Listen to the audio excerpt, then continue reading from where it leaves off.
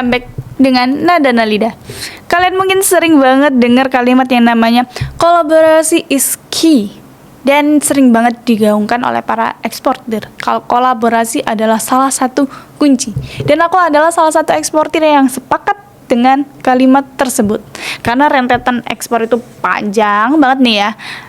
Kita perlu kolaborasi nih, atau kita nggak perlu kok tahu dari A sampai Z. Kalau misalkan mau cepet, kita hanya ngambil bagian B atau bagian D. Yang penting dapat pengalamannya dulu, walaupun fee-nya mungkin nggak sebesar orang yang mengetahui proses A sampai Z itu tadi. But it's okay, tetap kan ekspor. Oke, ngomong-ngomong masalah kolaborasi iski, aku juga mau menambahkan kalimat bahwa kepercayaan itu mahal banget. Jadi kalau misalkan kalian dikasihkan kepercayaan nih, kalian harus menggunakan itu semaksimal mungkin, dan mohon dipastikan kalian tidak mengambil duit orang dan kalian tidak berbohong. Karena benar-benar ya, namanya orang luar itu, dia kan, misal aku nih sebagai yang pemilik duit nih, terus kalian suppliernya nih, aku mau beli barang, aku sebenarnya tuh bisa loh bayar ke kalian 100%, aku punya uang, bahkan itu kecil banget bagiku. Tapi siapa yang bisa menjamin bahwa aku dapatkan barang sesuai dengan spek yang aku minta, waktunya juga nggak telat, terus habis itu kuantitinya juga nggak kurang dari yang aku minta ya tadi. Siapa yang bisa ngejamin itu tadi? Nah, itulah yang selalu ditakutin oleh para customer atau para buyer. Udah, diri kalian deh, misalkan nih, kalian sebagai trader nih, kalian udah ngerasa kalau perfect, coba sesekali kalian itu memposisikan diri itu kepada buyer. Kira-kira aku percaya nggak ya transaksi sama diriku sendiri? Kira-kira aku bisa nggak ya megang uang segitu banyaknya, terus menjalankan shipment sebegitu banyaknya? Aku bisa nggak ya ngontrol supplier-supplierku untuk barang itu nggak under spec, pengiriman itu nggak telat, manajemen ekspornya itu bagus? Bisa nggak sih aku kayak gitu? Kalian sesekali harus melakukan seperti itu, karena emang itulah setiap hari yang selalu aku tanyakan pada diriku sendiri ketika aku dapat project besar. Bisa nggak sih aku megang project ini? Bisa nggak sih aku nggak ngecewakan supplierku, aku nggak ngecewakan bayarku? Walaupun yang namanya first shipment itu sangat berat ya, aku selalu bilang dan aku selalu tarik nafas setiap first shipment, kayak first is hard, but setelah itu aku bisa enjoy slow. Karena udah kontrak gitu ya. Jadi yang namanya first itu emang sangat-sangat berat banget. Jadi kalau misalkan ada kesempatan kolaborasi, misalkan kalian tahu supplier kopi gitu ya, kalian kolaborasi sama supplier kopi tersebut, atau bahkan kalian kenal trader kopi, kalian nggak punya supplier A1 langsung, tapi kalian punya nih temen trader yang suppliernya tuh langsung gitu ya, supplier A tangan pertama, atau bahkan petaninya langsung tuh, nggak lewat pengepul gitu, nggak, ayo. Nah, kalian bisa kolaborasi sama dia, kalian jago cari buyer, kalian kolaborasi lah.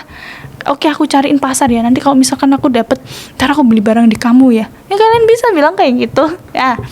Itu sangat mempercepat proses ekspor daripada kalian harus pergi ke Aceh untuk cari kopi gayo, kalian pergi ke sini. Ya nggak apa-apa, tapi kan ini temanya adalah ekspor tanpa modal. Jadi anggap aja kita nggak punya budget untuk naik pesawat ke Aceh. Ya, seperti itu. Jadi kita menggunakan kuota kita untuk memaksimalkan, atau kita semaksimal mungkin menggunakan kuota itu benar-benar untuk mencari supplier dan mencari buyer. Seperti itu. Nah, kelihatannya enak banget dia ngomong kayak gitu sih, Nada. Ya, sebenarnya sih bukan aku yang ngomong. Jadi, aku pun dapat kalimat-kalimat ini tuh dari video-video orang sebelumnya. Terus aku juga sama sih kayak kalian, bener-bener nggak tahu kayak gimana caranya, kayak pasti mustahil gitu, sama. Tapi ketika aku ngejalaninnya, yang aku tahu, jadi aku nggak perlu tahu banyak hal, aku hanya jalanin apa yang aku tahu. Ketika aku jalanin apa yang aku tahu, oke, akhirnya seperti ini, aku bisa dapetin payment 100% dan bangun trust sama buyer, trust ke supplier. Udah. Oke, setelah dapetin trust dari buyer, kalian jangan pernah sekali berbohong atau kalian menipu uangnya, karena itu sangat fatal ya, apalagi menipu uangnya. Jadi aku punya case nih. Oke. Mari bercerita. Kalian bisa belajar dari cerita Nada Nalida. Di beberapa shipmentku, aku itu punya buyer yang dimana dia itu ketipu dari trader. Mungkin ini relate di beberapa trader ya, di beberapa eksportir, kayak istilahnya nulungi buyer, membantu buyer itu tadi. Nah, ketika aku sebelum dia gagal transaksi sama si trader ini, aku tuh udah telepon sama dia kayak, kamu jadi nggak transaksi sama aku? Nggak, aku udah transaksi sama trader ini. Oke, siapa suppliernya? Suppliernya adalah di tempat supplierku gitu. Aku nggak ngerasa kayak, oh trader ini nge-bypass aku, dia taunya kan lewat supplier itu dari aku. Nggak. Aku tidak punya kepikiran seperti itu. Apa yang aku bilang ke buyer itu? Aku bilang ke buyer gini, halo mister, okay, I hope that your transaction will be successful because I have bad experiments with your trader. What happened, Miss Nana?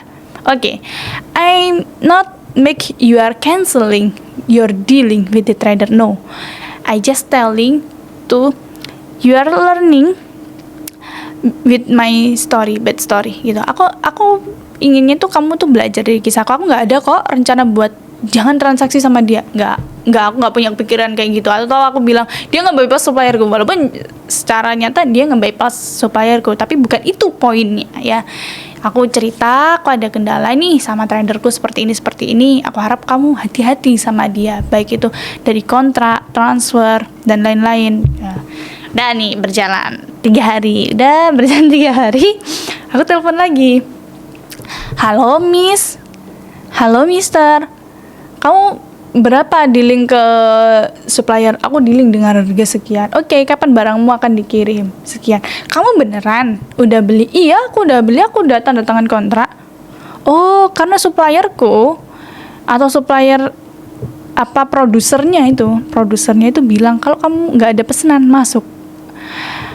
I'm confused now. Who is lie to me? Aku bingung sekali. Ini yang bohong siapa, antara produsennya, suppliernya, tradernya, atau buyernya. Jadi aku tuh ngerasa ini siapa sih yang bohong? Aku tuh nggak ada mau minta uang seperak pun loh. Aku cuma ingin memastikan. Terus kalian pasti akan bertanya-tanya, kenapa kamu ingin memastikan banget, pengen tahu banget urusan orang? Enggak, bukan seperti itu. Karena emang aku tahu bayarnya gitu. Aku nggak ingin bayar ini kecewa, karena sebelumnya ada bayar yang udah kecewa transaksi. Jadi aku cuman nggak ingin ada rasa seperti itu gitu. Kalau misalkan di sudut pandang orang lain mungkin terlalu ikut campur dan lain-lain gitu ya. No. Dan ya bayarnya ngerasa terbantu malahan. Jadi akhirnya di bulan itu dia udah bayar nih ke tradernya, udah bikin kontrak, tapi dia ngulang lagi datang ke Indonesia lagi hanya untuk ketemu sama aku. Jadi dia datang ke Indonesia, dia ketemu sama aku, dia tanya masalah dokumen, ini gimana ya prepare-nya. Terus habis itu aku kok belum dikirim ya barangku, padahal ini udah penghujung bulan, dia harusnya tuh kirim sebanyak sekian ratus ton. Oh gitu ya, aku telepon suppliernya dulu ya. Aku telepon suppliernya, halo pak, bapak tahu nggak kalau bapak itu kirim barang sekian ratus ton di bulan ini? Hah, nggak tuh mbak, nggak ada kontraknya masuk. Loh, trader ini nggak bilang ke bapak? Enggak loh. Aku cuman ngelirik bayarnya, terus bayarnya bilang, please make it offline meeting in the hotel. Jadi aku langsung, oh ya udah pak, kalau gitu bisa nggak pak malam ini kita dinner di hotel ini? Oh iya bisa mbak. Kita datang lah, kita meeting. Sini bayarnya, sini suppliernya, sini aku. Kita meeting. Aku dikasih tahu surat kontraknya nih sama si buyer sama bukti paymentnya. Aku tunjukin ke mereka, ini bapak harusnya kirim barang seperti ini. Loh mbak, saya nggak nerima uangnya sama sekali loh, saya nggak megang DP-nya sama sekali loh. Oh bayarnya langsung kayak, oh my god, dia harus mengubah jadwal, dia harusnya kirim malah nggak jadi kirim. Terus dia confused banget ya, dia pusing banget, bingung banget. Akhirnya dia bilang kayak aku, miss tolong pegang ya projectku ini, kamu selesaikan transaksi sama supplier ini. Terus aku bilang, tapi aku nggak bisa metode payment sama seperti kontrakmu. Kalian tahu metode paymentnya apa? DP 10%, 90%-nya selesai dokumen, kopi dokumen. Nah, kopi dokumen itu masalahnya barangnya tuh udah dibawa gitu ya, barangnya udah dibawa ke luar gudang. Nah, ini masalah nominalnya itu enggak 100-200 juta tapi miliaran gitu. Ya pastinya si supplier nggak pernah juga transaksi sama buyer ini, inginnya ya yang safety aja dong. Ya udah, akhirnya aku bilang kayak gitu, terus si bayarnya di detik itu juga bayarnya bilang oke, aku bayar 100%. Nah, akhirnya dari situ dapat disimpulkan bahwa rasa percaya, rasa trust yang udah diberikan sama buyer itu tolong dijaga dengan baik-baik. Ya walaupun buyer itu nggak selamanya benar, tapi secara penyampaian kalian harus baik gitu ya ke buyernya, walaupun buyernya itu salah. Karena mungkin di beberapa case itu aku juga punya buyer yang, ini kamu dikasih tahu kok nggak mau sih, ini buat kebaikanmu loh. Aku malah mentameng kamu dari kamu dapat demurrage, kamu dapat penalti banyak gitu. Tapi kok kamu nggak mau ya, itu berat banget. Nah, biasanya aku juga akan bilang seperti itu ke mereka apa adanya. Aku nih nggak gimana-gimana, mister, aku nggak ada niatan seperti apa, aku cuman ingin jangan sampai kamu bayar lebih kayak gitu. Nah, oke.